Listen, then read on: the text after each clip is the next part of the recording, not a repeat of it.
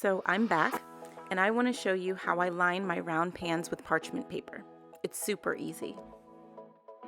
So first you're going to start with your round pan. Any size you like is fine. Then of course you'll need pencil and scissors, a little bit of butter, and lastly 2 pieces of parchment paper. You can see I made one just a bit longer than the other. I'll show you why in a bit. So next you're going to take the larger piece of parchment paper and put the pan on top. When you cut the piece of paper, it doesn't matter how big you cut it, you just want it to be big enough to fit the entire circle. Go ahead and take a pencil and draw a circle all the way around. I usually like to work with a pencil as opposed to a pen because it draws a little better, in my opinion. So you'll see you have your nice little circle here. And next you'll go ahead and cut it out. So of course in all this time, I still don't have a pair of adult scissors at home, so I'm still struggling and using my daughter's, but do whatever you have. I usually cut just along the outside of the circle that I made, and you can see that it fits inside perfectly. But go ahead and take it out because we're not ready to put that in yet. So next you'll grab that smaller piece of parchment paper. And again, this doesn't matter how big you cut it, you just want to make sure that it'll be wide enough to form 2 strips to fit the side of the pan, just like I measured out. So I go ahead and I fold the piece of parchment paper in half. I do this folding just because I don't want to have to cut and prep everything twice. You'll see what I mean. Then you'll go ahead and cut the strip so that you can have 2 pieces together. Once you're done cutting, go ahead and lay the 2 pieces one on top of the other and then just slightly fold down the edge.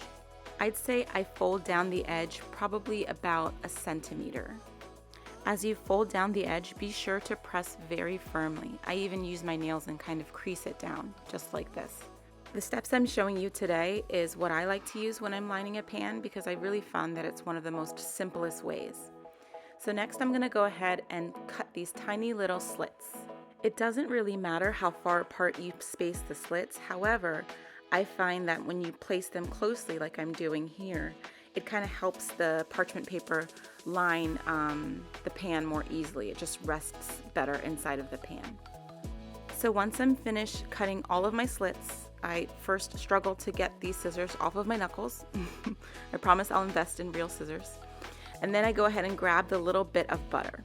And so I go ahead and start greasing the pan. I be sure to grease the sides, the corners, really everywhere. I want to be able to get everything covered with butter because that's what's going to help the parchment paper stick most efficiently to the pan. And so I spend literally 10 years buttering this pan, okay? So take your time. Then go ahead and wipe off your hands and then grab your 2 sheets of paper that have the slits. You lay them down inside the pan with the slits on the bottom. You can see it very easily just forms to the side of the pan without you having to do very much effort. Yeah, you can see right there. So then go ahead and take your other piece and then lay it, and it's fine if it overlaps.